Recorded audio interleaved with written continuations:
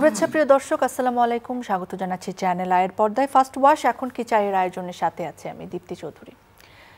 ৫ই আগস্টের গণ অভ্যুত্থানের পর শোষণ, বৈষম্য, বঞ্চনামুক্ত গণতান্ত্রিক বাংলাদেশ গড়ে তোলার জন্য রাষ্ট্র সংস্কারের বিষয়টি জোরে সোরে উচ্চারিত হতে থাকে। জনগণের ভাত, ভোট এবং সকল নাগরিক অধিকার সহ মর্যাদা প্রতিষ্ঠার জন্য রাষ্ট্রের বিভিন্ন বিষয়ের সংস্কার পরিণত হয় জন আকাঙ্ক্ষায়।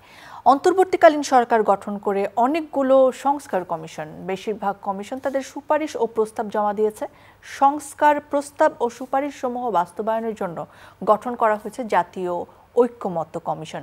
জাতীয় ঐক্যমত্য কমিশন ইতিমধ্যে বিভিন্ন কমিশনের সুপারিশ নিয়ে রাজনৈতিক দলসমূহের সাথে আলোচনা শুরু করেছে। বিশিষ্টজনদের মতে বাংলাদেশের ঐতিহাসিক বাস্তবতা এবং রাজনৈতিক মতপার্থক্যের ধারাবাহিকতা বিবেচনায় নিলে রাজনৈতিক ও অর্থনৈতিক বিভিন্ন বিষয়ে জাতীয় ঐক্যমত্য গড়ে তোলা খুব একটা সহজ ব্যাপার নয়। কিন্তু বাংলাদেশ বর্তমানে ইতিহাসের এমন এক বাঁকে দাঁড়িয়ে আছে, এখান থেকে জাতীয় গুরুত্বপূর্ণ বিভিন্ন ইস্যুতে একমত হয়ে সামনে না এগুলে ম্লান হয়ে যাবে আমাদের আন্দোলন ও সংগ্রামের গৌরব, ব্যর্থ হয়ে যেতে পারে শোষণ, বঞ্চনা ও বৈষম্য মুক্ত বাংলাদেশ গড়ার জন্য দেয়া শত সহস্র মানুষের আত্মদান, ব্যর্থতার অভিঘাতে মরে যাবে মানুষের স্বপ্ন। দর্শক, আমাদের আজকের আলোচনার বিষয়ে জাতীয় ঐক্যমত্যের গুরুত্ব এবং বাস্তবতার সম্ভাবনা।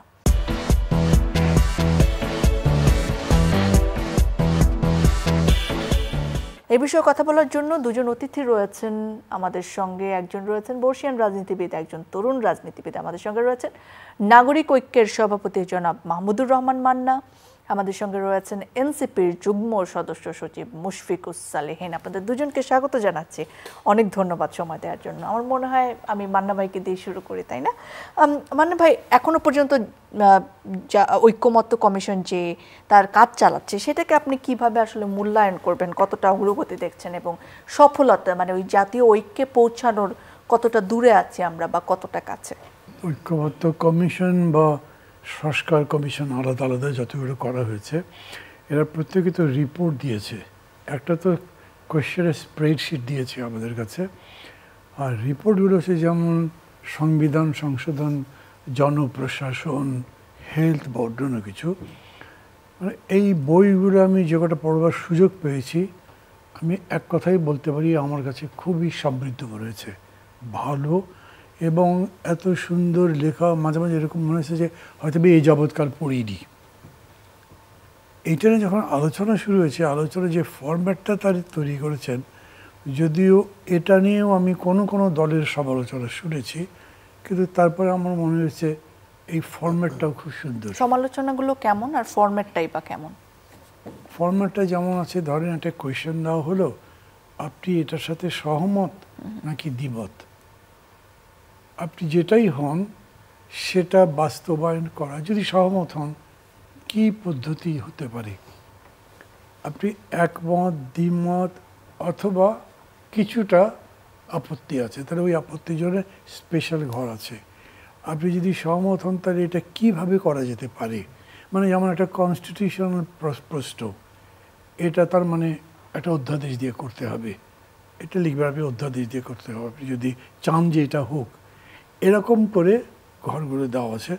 মোটামুটি আপনি মানে কথা না বলেও এক্সপ্রেস করতে পারেন যে একটা নির্দিষ্ট এই প্রশ্নটাকে আপনি কীরকম করে হ্যান্ডেল করতে চান। ওকে মান্না ভাই, এই জায়গায় আমার প্রশ্ন, আপনি তো দীর্ঘদিন ধরে রাজনীতির সঙ্গে জড়িত রয়েছেন একেবারে ছাত্র জীবন থেকে। সেই জায়গায় বাংলাদেশের ইতিহাসে আমরা যে সকল জায়গায় সবচেয়ে বেশি ঐক্যের উদাহরণ রেখে আমরা সফল হয়েছি সংগ্রামে, আন্দোলনে, সেই ৫২ ভাষা আন্দোলন থেকে শুরু করে মহান মুক্তিযুদ্ধ এবং তারপরে ৯০-এর স্বৈরাচার বিরুদ্ধে আন্দোলন এবং ২৪, তার ঠিক পরপরই আসলে ওই ক্রেডিটের জায়গায় এসে আমাদের বিভাজন তৈরি হয়, পরবর্তী পথ নির্ধারণের জায়গায় বিভাজন তৈরি হয়। এই জায়গায় আমাদের এই সময় এসে আমাদের ঐক্যমত্য যেটা, সেখানে পৌঁছানোটা কতটা সম্ভব নাকি সেটা অলিক কিছু? মানে আপনি যে কটা কথা বলেছেন না, এগুলো চাইতে আমি বলি আমাদের উদাহরণ হওয়া উচিত খুবই বড় মাপের একটা বিতর্ক, বিভাজন ছিল সরকার পদ্ধতি নিয়ে। বিএনপি প্রেসিডেন্সিয়াল পদ্ধতিতে ছিল, আওয়ামী লীগ পার্লামেন্টের পদ্ধতিতে ছিল। এই বিএনপি আন্দোলনের ফসল হিসেবে সংসদে গিয়ে সংসদীয় পদ্ধতি এগ্রি করেছে এবং আওয়ামী লীগ বিএনপির মতো দুটো দলের সম্মতিতে কনস্টিটিউশন চেঞ্জ করে এটাকে আপনি পার্লামেন্টারি সিস্টেমে নিয়ে গেছেন। আমি মনে করি একদম দুটো বিবদমান দল সামনাসামনি তখনও লড়াই করছে, কিন্তু তারা এই ব্যাপারে একমত হয়েছে। ইফ দ্যাট বি পসিবল, তাহলে আরও অনেক কিছু সম্ভব হতে পারে আমি মনে করি। নির্ভর করছে যে কোন পরিবেশে এটা শুরু হচ্ছে, কীরকম করে আপনি জিনিসটাকে হ্যান্ডেল করেছেন, পরিচর্যা করেছেন। এখনকার পরিবেশটাকে সেই অনুকূলে আছে? ছিল তো বটেই, মানে 2014 জুলাই আগস্ট পুরা পটভূমি রাজনীতির চিন্তা চেতনা, আমি বলবো মননও বদলে দিয়েছিল। সবার মধ্যেই একটা পরিবর্তনকে মানে ওয়েলকাম করবার অ্যাটিটিউড ছিল, সবার মধ্যেই এক ধরনের স্যাক্রিফাইস ছিল। কিন্তু আমাদের একটু বোঝার ভুল হচ্ছে কি, যেটাই বলেন রাজনীতির মূল প্রশ্ন শেষ পর্যন্ত রাষ্ট্র ক্ষমতার প্রশ্ন। আপনি মনে করছেন না রাষ্ট্র ক্ষমতার ব্যাপারে সবাই খুবই নির্মোহ হয়ে গেল, তাহলে ওটা পলিটিক্যাল পার্টি কেন? ও তো রাষ্ট্র ক্ষমতা ভাববেই। যার কথাই বলেন, এখন আমার পার্টি ভোটে তো আমি যেতে পারবো না আজকেই ক্ষমতায়, তো আমি এখনই আমার কাছে বিবেচনাটা পলিটিক্যাল পাওয়ারটা মেইন না, কিন্তু যে মনে করছে ভোট হলেই আমি ক্ষমতায় যেতে পারি, তার কাছে ভোটের স্লোগান বড় হতেই হবে।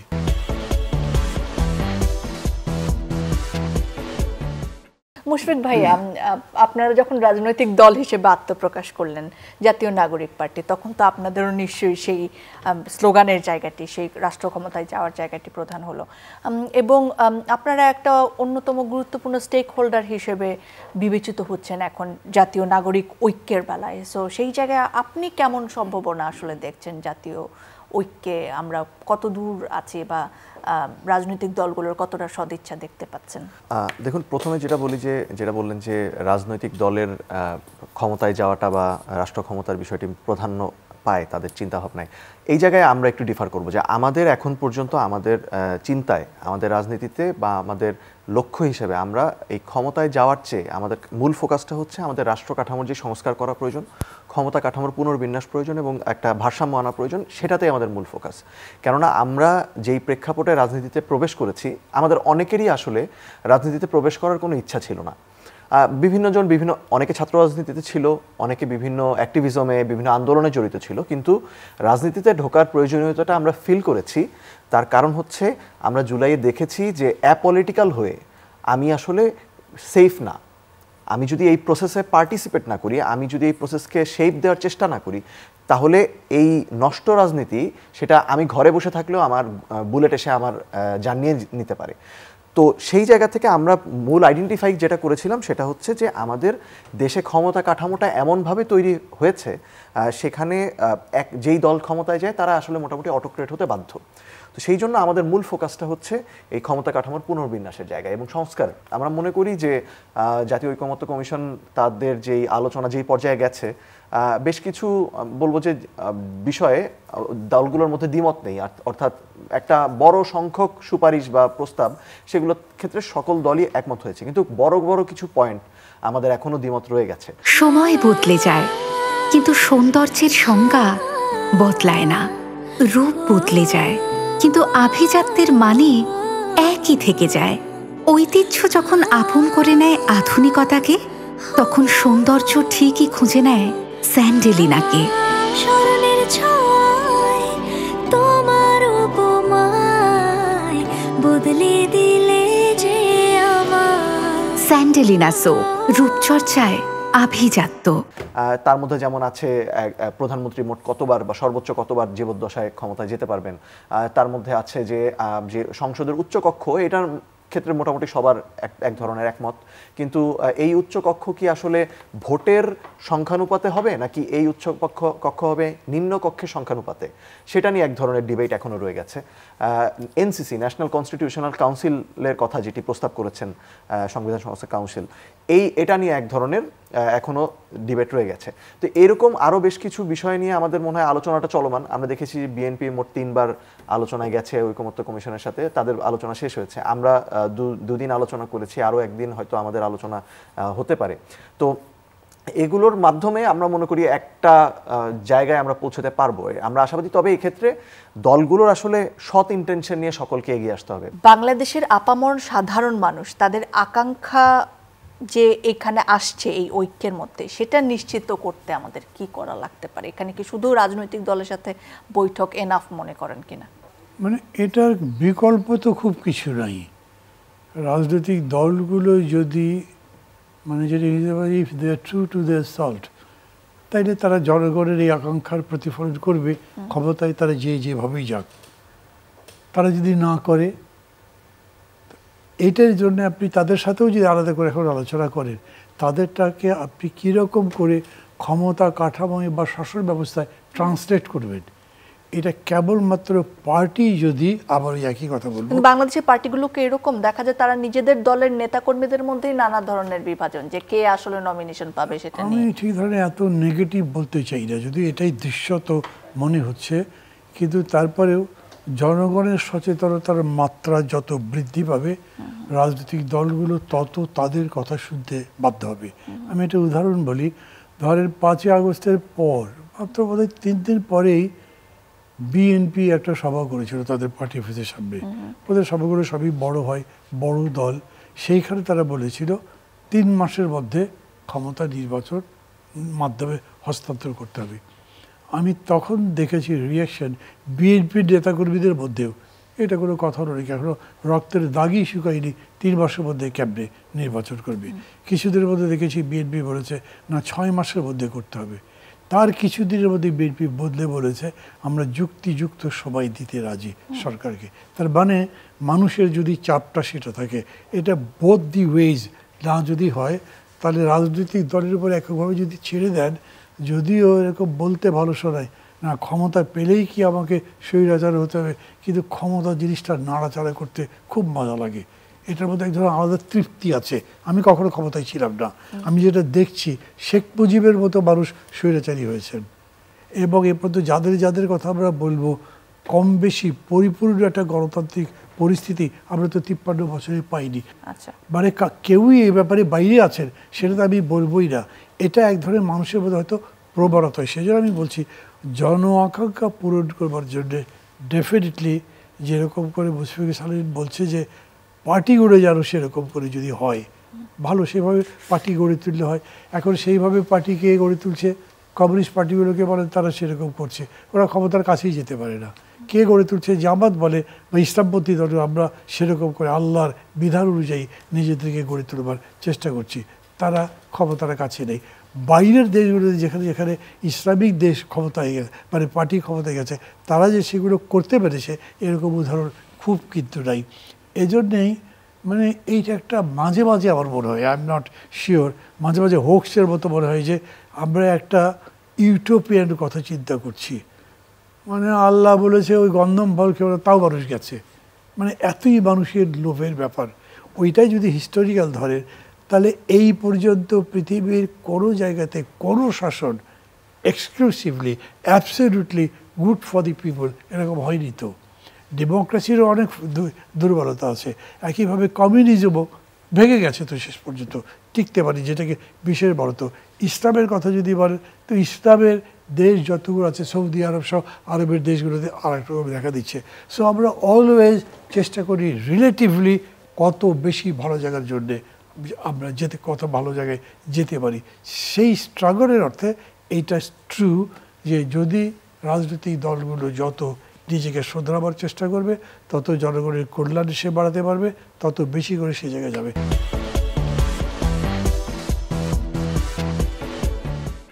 ঐক্যের কথা যখন বলছি মুশফিক ভাই, সেই জায়গায় তো নানা জায়গায় বিভেদও রয়েছে আমাদের। যেমন আওয়ামী লীগ নিষিদ্ধকরণ নিয়ে আপনারা যতটা ভোকাল আছেন বা জামাত যতটা ভোকাল আছে, আপনারা এখনো রাজপথে আছেন, সেভাবে কিন্তু বিএনপি কথা বলছে না, কিংবা সংস্কার আগে না নির্বাচন আগে সেটা নিয়ে তো একেবারে স্পষ্ট এক ধরনের মতপার্থক্য রয়েছে। আবার নারীর অধিকার, তাদের কি ধরনের সংস্কার হবে সেইটার পক্ষে বিপক্ষে নিয়েও নানা ধরনের পক্ষ বিপক্ষ আছে, বিভাজন রয়েছে। সেই বিভাজনগুলো কি আপনার মনে হয় না আমাদের ওই জাতীয় ঐক্য থেকে বারবার দূরে সরিয়ে আনতে পারে আমাদেরকে? মানে একটা গণতান্ত্রিক রাষ্ট্রে মতপার্থক্য থাকবেই, মতপার্থক্য থাকাটা সমস্যা না, আমরা এই মতপার্থক্য কিভাবে রিজলভ করছি সেই জায়গাতে হচ্ছে আমাদের সমস্যাটা দাঁড়ায়। আমরা যেটা করি যে আমার মতটাই থাকতে হবে, আমি যেটা বলবো সেটাই হবে, এবং আমি যেটা বলবো সেটা না হলে আমি রাজপথে এমন পরিস্থিতি তৈরি করবো যে এটা করতে বাধ্য হবে। আওয়ামী লীগ নিষিদ্ধের প্রশ্নে যদি সেটা দিকে ইন্ডিকেট করে থাকেন, আমরা কিন্তু গত প্রায় 1 মাস যাবত, অন্তত রোজার ঈদের পর থেকেই আমাদের ধারাবাহিক কর্মসূচি চলছে, এবং এটি কিন্তু আমাদের বক্তৃতা, বিবৃতি ইত্যাদিতে সে গত 7-8 মাস ধরেই রয়েছে। কিন্তু আমরা দেখতে পাচ্ছি কি, সেটা হচ্ছে সরকার এ বিষয়ে কোনো উদ্যোগ নিচ্ছেন না, এবং নিচ্ছেন না তো নিচ্ছেনই না। গত 20 নভেম্বর যখন সরকার এই international crimes tribunal, ICT tribunal act, যেটা সেই অ্যাক্টটা যখন অ্যামেন্ড করলেন, সেখানে দল হিসেবে বিচারের জিনিসটি প্রথমে খসড়ায় ছিল, কিন্তু পরবর্তীতে সেটা চূড়ান্ত ভার্সনে এটা রাখা হলো না। এখন উপদেষ্টা পরিষদে এইটা কেন রাখা হলো না সেটা নিয়ে আমাদের যখন প্রশ্ন তৈরি হয়, এবং এটা বাদ দেওয়াতে আমাদের আসলে প্রশ্ন তৈরি হয় যে আসলে সরকারের কতটুকু সদিচ্ছা আছে আওয়ামী লীগের বিচার করার ব্যাপারে। আমরা যখন দেখি বড় বড় রাজনৈতিক দলগুলো, বিশেষ করে বিএনপি এবং জামাত যদি আমি ধরি, এখন তুলনামূলক অন্য দলগুলোর চেয়ে বড় দল, সেই দুটো দলকে আমরা এই ক্ষেত্রে কোনো জোরালো অবস্থান নিতে দেখছি না। বিএনপিকে প্রেস করা হলে তারা বলছেন যে তারা বিচার চান কিন্তু নিষিদ্ধ চান না, ইত্যাদি ইত্যাদি। একই সাথে আমরা জামাতের আমিরের কাছ থেকে শুরুতে শুনলাম উনি বলছেন যে ওনারা সবাইকে মাফ করে দিয়েছেন, এই ধরনের একটা বক্তব্য তারা দিলেন। এই মাফ করার আসলে উনি কে? উনি এসে বলে দিলেন আর হচ্ছে বাকি পুরো বাংলাদেশের মানুষ তাকে মাফ করে দিবে? সো এই জায়গাতেও আমরা দেখছি যে প্রচলিত যে রাজনৈতিক দলগুলো, তাদের মধ্যে আসলে এই বিষয়টাকে গুরুত্বের সাথে নেওয়ার একটা অভাব ছিল। এক্ষেত্রে অবশ্যই আমরা দেখেছি যে মান্না ভাইরা শুরু থেকে বলে এসেছেন যে আওয়ামী লীগকে নিষিদ্ধ করা প্রয়োজন, অন্যান্য আরও অনেক দল বলেছেন এই বিষয়ে যে আওয়ামী লীগের বিচার এবং নিষিদ্ধ হওয়া প্রয়োজন। যখন আমরা দেখলাম এটা আসলে এমন পর্যায়ে গেছে যে আওয়ামী লীগ বিভিন্ন জায়গায় নিজের ব্যানারে তারা মিছিল মিটিং করছে, নিজের ব্যানারে তারা অন্যান্য দলের, সেটা এনসিপি নেতাকর্মী যেমন হোক, অন্যান্য দলের নেতাকর্মীর উপর আঘাত করছে, হামলা করছে, এইরকম একটা পরিস্থিতি যখন তৈরি হচ্ছে, তখন আসলে আমাদের এইটা রাজপথে নিয়ে আন্দোলন করা ছাড়া কোনো উপায় ছিল না। কিন্তু আমরা কিন্তু এখনো বলছি না যে আমরা যা বলছি সেটাই করতে হবে, আমরা বলছি যে এটার ক্ষেত্রে সকল দল, মানে আমরা রাস্তায় নেমেছি, আমরা এই দাবিটা তুলেছি, কিন্তু আমরা প্ল্যাটফর্মটা সকলের জন্য ওপেন রেখেছি যাতে সবাই এখানে এসে সামিল হতে পারে, এবং সবাই সামিল হয়ে এখানে জুলাইয়ে যেভাবে ঐক্যবদ্ধ হয়ে আমরা একটা পজিশন নিয়েছিলাম, এক্ষেত্রে একটা ঐক্যবদ্ধ পজিশন নিতে পারি। এরপরে আপনি যেটি বললেন যে ধরুন নারী সংস্কার কমিশনের নিয়ে আলাপ বললেন, এই নারী সংস্কার কমিশন তারা একটা প্রস্তাব দিয়েছেন, সেই প্রস্তাবটার বিভিন্ন পয়েন্ট বা বিভিন্ন সুপারিশের ব্যাপারে কারো দ্বিমত থাকতেই পারে। সেই দ্বিমতের ভিত্তিটা বিভিন্ন রকম হতে পারে। কেউ রিজনেবল, মানে তার নিজস্ব সেকুলার পজিশন থেকে এটার বিরোধিতা করতে পারে, কেউ তার ধর্মীয় যেই আদর্শের জায়গা রয়েছে সেখান থেকে বিরোধিতা করতে পারে, কিন্তু সেই বিরোধিতা আপনি ডেমোক্রেটিক্যালি করতে পারেন। আপনি তো বক্তব্য বিবৃতির মাধ্যমেই জানাতে পারেন যে আপনার এই কোন কোন পজিশনে আপনার দ্বিমত রয়েছে এবং কেন আপনার দ্বিমত রয়েছে। আপনার তো আসলে সোহরাওয়ার্দী উদ্যানে এই নারী কমিশনের বিরুদ্ধে যুদ্ধ ঘোষণা করার কোনো প্রয়োজন নেই, কিন্তু সেটাও আমরা দেখলাম করছে।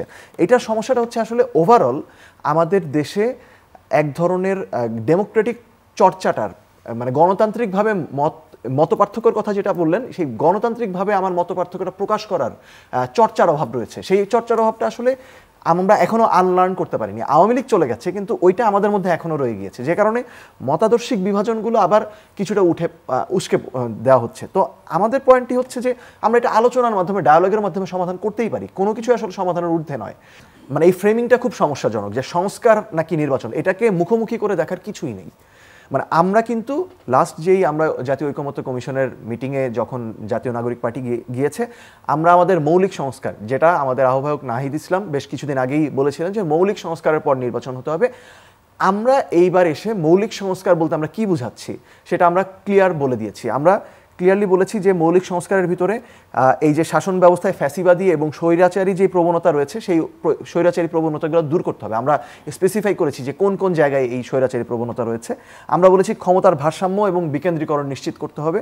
আমরা বলেছি গণতান্ত্রিক রীতি এবং প্রক্রিয়ার পুনঃপ্রতিষ্ঠা, সেটার মধ্যে কি কি পয়েন্ট রয়েছে সেগুলো বিস্তারিত আলোচনা করা যাবে, এবং সাংবিধানিক সুরক্ষা এবং সংশোধন প্রক্রিয়ায় জন অংশগ্রহণ সংযুক্ত করা, এই ধরনের বিভিন্ন বিষয়। তার মধ্যে আসলে সংবিধান, নির্বাহী ক্ষমতার ভারসাম্য, স্বাধীন ও শক্তিশালী নির্বাচন কমিশন, সংবিধান সংশোধনের ক্ষেত্রে গণভোট, যাতে আওয়ামী লীগ যেভাবে গণভোট মানে সংবিধান সংশোধন করে সংবিধানের পুরো রূপটাই বদল দিয়েছে সেটা করতে না পারে, নির্বাচনকালীন অন্তর্বর্তীকালীন সরকারের ব্যাপারে আসলে সকলের ঐক্যমত্যে পৌঁছানো, সাংবিধানিক বিভিন্ন পদ যেমন ধরেন দুদক, মানবাধিকার কমিশন, নির্বাচন কমিশন, এই পদগুলোতে নিয়োগের প্রক্রিয়াটা কী হবে সেটা যাতে ফেয়ার হয় সেই জিনিসগুলো, এবং স্থানীয় নির্বাচন ব্যবস্থা সংস্কার করা, জনপ্রশাসন সংস্কার করা, এগুলো কিন্তু আমরা আইডেন্টিফাই করেছি। বিএনপি যেই ন্যূনতম সংস্কারের কথা বলছে, ভোটের জন্য প্রয়োজনীয় সংস্কারের কথা বলছে, বিএনপি কিন্তু আজ পর্যন্ত আইডেন্টিফাই করে বলতে পারেনি যে কি কি সংস্কার হলে ওনারা মনে করবেন যে সংস্কার এনাফ, মানে এই গভর্নমেন্টের আন্ডারে কোন কোন সেক্টরে ওনারা সংস্কার হলে মনে করবেন যে সংস্কার যথেষ্ট হয়েছে, এটা ওনারা বলেননি। কিন্তু এনসিপি আমাদের জায়গা থেকে আমরা আমাদের এই প্রস্তাবটা পরিষ্কার করেছি। এখন সেটার উপর আলোচনা হোক যে এটা আসলে প্রয়োজনীয় নাকি অপ্রয়োজনীয়, এটা এই গভর্নমেন্টের ভিতরে করা সম্ভব কি সম্ভব না। আমরা মনে করি চিফ অ্যাডভাইজার যেই টাইমলাইন দিয়েছেন যে ডিসেম্বর, এই বছরের ডিসেম্বর বা আগামী বছরের জুন, এই টাইমলাইনের ভিতরে এই মৌলিক সংস্কার করা সম্ভব, করে নির্বাচনটা করা সম্ভব। আমরা নির্বাচনের বিরোধী না, এবং আমরা অগণতান্ত্রিক উপায়ে দীর্ঘদিন একটা সরকার ক্ষমতায় থাকবে, বা মানে দীর্ঘদিন বলতে এই সরকার তো গণ অভ্যুত্থানের সরকার, এই সরকার জনগণের সরকার, কিন্তু এই সরকার বিতর্কিত হওয়ার মতো পরিস্থিতিতে যাক, সেটা আমরা চাই না। ওকে, মান্না ভাই, এই কথাটা শুনে শেষ করবো আয়োজন আজকে, যে এই ঐক্যমতের জায়গায় কি কি জিনিস অগ্রাধিকারে থাকা উচিত বলে আপনি মনে করেন? মুশফিক যেগুলো বললো না, এগুলো সবই আমি সমর্থন করি। ঠিক, মানে যে সংস্কার হলে নির্বাচনে যাওয়া যায়, প্রস্তাবগুলো যেগুলো বললেন উনি, কিন্তু এটার সাথে আমার একটা জিনিস যুক্ত করতে হয়েছে, সেটা হচ্ছে একটা ভালো নির্বাচন করবার জন্যে আপনার ধরেন পুলিশ অ্যাডমিনিস্ট্রেশন প্রপার হতে হবে। দাগ খেলার মাঠ থেকে আসুক বা স্কুল থেকে, অফিস থেকে আসুক বা বাজার থেকে, কিন্তু দাগ ময়লার ভয় এখন আর নয়। তাই যে কোনো রকম দাগ ময়লাকে দাও ফার্স্ট ওয়াশের last warning. First wash detergent powder, যার এনজাইম সমৃদ্ধ মাল্টি বুস্টার মুহূর্তেই যে কোনো রকম দাগকে দূর করে এবং এর কালার গার্ড কাপড়ের রঙকে রাখে নতুনের মতো ঝকঝকে। তাই আজ শুধু আমি নই, সবাই জানে সাদার আরেক নাম ফার্স্ট ওয়াশ ডিটারজেন্ট পাউডার। এটা একদম যাচ্ছে তাই। এখনো পর্যন্ত পুলিশের কিছু বদলায়নি, আগের মতোই টাকা ছাড়া জিডি করে না, মামলা নেয় না, কোনো তদন্তে যায় না, এগুলো আছে। সিভিল বিউরোক্রেসিও খুবই খারাপ এখনও। নির্বাচন কমিশনটা যতদূর পারা যায় ঠিক করতে হবে, এগুলো যুক্ত করে। কিন্তু সমস্যা হচ্ছে কি, এই কথার মধ্যে বেশ কিছু জিনিস আছে, কনস্টিটিউশনের অ্যামেন্ডমেন্ট লাগবে। উনি যে প্রস্তাবগুলো করলেন, যেমন ধরেন এই কি বলে সংবিধান সংশোধন সহ পাওয়ারের ব্যালেন্সের কয়েকটা কথা বলেছেন, এগুলো বিএনপি মানবেই না। এখন এইটা একটু ভাববার বিষয়, যে যেটা আমি জানি যে একটা মেজর স্টেক হোল্ডার এটা মানবে না, আমি কি করব তাইলে? আমি প্রথম থেকে একটা সাজেশন বলেছিলাম, বা আমরা আমাদের জোট থেকে বলেছিলাম, আমাদের সাথে যখন সংলাপ হয়েছিল তখন প্রফেসর ইউনূসের সামনাসামনি বলেছিলাম যে এগুলো ওনার নিজের উদ্যোগ নেওয়া দরকার। এমনকি এইগুলো যে এই প্রস্তাবগুলো দিলেন, তার আগে শুরুতেই সবার সাথে কথা বলে বলে প্রস্তাব দিলে আরও ভালো ছিল। উনি তখন অ্যাগ্রি করেছিলেন, কিন্তু পরে জিনিসটা করা হলো না। এরপরে উনি একটা উদ্যোগ নিক সবার সাথে কথা বলতে, যেগুলো ডিফারেন্স হচ্ছে। যেমন ধরেন এই যে মানে ডিসেন্ট্রালাইজেশন অফ পাওয়ার, এইটাই হলো একমাত্র বেসিস যেটা আপনাকে স্বৈরতান্ত্রিক হতে বা ডেসপট হতে আপনাকে রোধ করবে। তো সেটা করবার জন্যে তো আপনি সবার সাথে কথা বলতেই পারেন, এটা আপত্তি করবে কিভাবে? এবং সেই কথা আমি বলার চাইতে যদি সরকারের পক্ষ থেকে, এবং সবচেয়ে ভালো যদি প্রফেসর ইউনূস নিজেই সবার সাথে কথা বলতেন যে এগুলো মানেন, তারপরে উনি আমাদের সাথে একসাথে যখন বসছিলেন সবগুলো পার্টিকে, তখন বলেছিলেন আমরা আপনাদের কাছে স্প্রেডশিট দিচ্ছি, আপনারা তো টিকপক দেবেন, দরকার হলে সবাইকে দেখাবো কোনটা আপনি সমর্থন করছেন, কোনটা সমর্থন করছেন না। আপনি ভালো জিনিস সমর্থন করেন কি খারাপ জিনিস সমর্থন করেন, ভালো জিনিস যে অপোজ করেন সেটাও মানুষ জানবে। তো এখানেও হতে পারতো ডিসেন্ট্রালাইজেশন কেউ কী বলে অপোজ করবে। এবং এখানে যে কটা প্রস্তাব বলেছেন, আমি মনে করি প্রত্যেকটা প্রস্তাবের পক্ষে খুবই সলিডলি দাঁড়ানো দরকার। অ্যাটলিস্ট তাহলে পরবর্তী পর্যায়ে কাউকে মানে ফ্যাসিস্ট হওয়ার জন্য তারা একটা বাধা তৈরি করবে। আমি যদি ধরেন এই কথাটা বানিয়ে আমি অনেককেই বলেছি, আপনি কনস্টিটিউশনও যতখানি ডেমোক্রেটিক বানান, এই বিধানগুলো যতখানি করেন, এক রাত্রেবেলা আর্মি ক্ষমতা এনে বলে বিসমিল্লাহির রহমানির রহিম, এই কারণে আমরা ক্ষমতা নিয়ে নিয়েছি, ক্যানট বি চেকড। আমরা দেখেছি তো অতীতে এরকম হয়েছে। মানে কনস্টিটিউশন দিয়েই যে আপনি কিংবা কতগুলো বিধান দিয়েই যে স্বৈরতন্ত্র বন্ধ করতে পারবে তারা, কিন্তু ডেফিনেটলি আপনি এই চেঞ্জের সাথে সাথে জনচেতনা যদি বাড়াতে পারেন, আপনি কল্পনা করতে পারেন যে আমেরিকাতে মার্শাল ল হবে, ইউরোপে মার্শাল ল হবে, ওটা বললে লোকে বোঝা যায় পাগল নাকি এই লোকটা কী বলে। আমাদের দেশে ওটা হতে পারত, কিন্তু আমাদের দেশে উল্টা, এখানে যদি মার্শাল হয় তাহলে লোকে খুশি হয়, একটা কাজের কাজ হয়েছে। তো এটা আচ্ছা বলে তো এইটা ধরেন আপনি বদলাবেন কীভাবে, এই একটা বিধান করতে হবে আপনাকে। শেখ মুজিব এই কনস্টিটিউশন দিয়ে একদম ওয়ান পার্টি সিস্টেম করেছিলেন, এই কনস্টিটিউশন দিয়ে শেখ হাসিনা কী করেছেন আমরা দেখলাম। আবার খালেদা জিয়াও তো দেশ চালিয়েছে, কোয়ালিটেটিভলি এক একজন এক এক রকম চালিয়েছেন, সব রকমই চালানো যায়। ঠিক ওই রকম করেই আমি বলছি, যদিও আকবর আলী খান বলেছিলেন এটা এমন একটা কনস্টিটিউশন যে এইটা প্রধানমন্ত্রীকে জারের মতো বা মোগল এম্পায়ারের মতো ক্ষমতা দেয়, দ্যাটস ট্রু। আপনি সেগুলো কাটল করবেন, কনস্টিটিউশন অতখানি অ্যামেন্ডমেন্ট করে ডিসেন্ট্রালাইজেশন করবেন, আরও কিছু কিছু বিধান আছে সেগুলো করা যাবে। করে আমি এটা মানি, এটার জন্যে যদি ধরেন নির্বাচন 3 মাস পিছিয়ে যাবে, এমন করে তো পড়ে যায়নি মানে আপনার উপরে আকাশ ভেঙে পড়ে যে 3 মাসের মধ্যেই ভোট করতে হবে, না হলে দেশ ধ্বংস হয়ে গেল। কিন্তু আপনি এটাও করবেন না ওটাও করবেন না, বসে থাকবেন, তখন কিন্তু প্রশ্ন হবে, তখন কথা বলবে, ওইটা অ্যালাউ করা উচিত হবে। মুশফিক ভাই ছোট্ট করে বলবেন, সময় একেবারে শেষ। হ্যাঁ, আমি শুধু মান্না ভাইয়ের সাথে আমি একমত, তবে আমি অ্যাড করতে চাই মান্না ভাই যেটা বললেন যে প্রধান উপদেষ্টার আরও এক্ষেত্রে প্রোঅ্যাক্টিভ রোল নেওয়া উচিত, ওনারশিপ নেওয়া উচিত রিফর্মের, সেটার সাথে আমি একমত। কিন্তু একই সাথে আমার মনে হয় যে বাংলাদেশে যারা দীর্ঘদিন ধরে বর্ষিয়ান রাজনীতিবিদ যারা রয়েছেন, মান্না ভাইয়ের মতো আরও অন্যান্য যারা রয়েছেন, যে বিএনপি যেহেতু আগামীবার ক্ষমতায় যাওয়ার ক্ষেত্রে সবচেয়ে সম্ভাবনাময় দল, সেহেতু তারা চাইবে যে আসলে যতটুকু ক্ষমতা ওই প্রধানমন্ত্রী জারের মতো ক্ষমতার কথা বললেন সেই ক্ষমতাটুকু রেখে দেওয়ার। কিন্তু এক্ষেত্রে আমার মনে হয় প্রধান উপদেষ্টার পাশাপাশি মান্না ভাইদের, সাকিব ভাইদের, সাইফুল হক ভাইদের বা অন্যান্য যারা রাজনৈতিক দল রয়েছেন তাদেরও আসলে বিএনপিকে বোঝানো উচিত এবং নিজেদের কথাগুলো আরও সামনে তুলে ধরা উচিত। আমরা সংস্কারের কর্মসূচি যারা 31 দফা একসাথে করেছি, তো সেটাও পরে বিএনপি নিজের মতো বলছে যে আমরাই করেছি, আমরা কিছু কিছু জায়গাতে তাদের মতো করে বলছে, এই জায়গাগুলো কিন্তু আমরা বলতে পারি। কিন্তু উনি যেরকম বলছেন এটা রেজাল্ট খুব বেশি হবে না। ক্ষমতার আকাঙ্ক্ষা যেন, প্রিয় দর্শক, আমাদের জাতীয় উন্নয়নের যে পথ, সেই বাস্তবায়নের পথকে কঠিন করে না তোলে এবং জনগণ এবং বাংলাদেশের দীর্ঘমেয়াদী উন্নয়নের যে রূপরেখা সেটি যাতে কঠিন না করে, সেই প্রত্যাশা রেখে আজকের আয়োজন শেষ করছি। আবার দেখা হবে, আবার কথা হবে।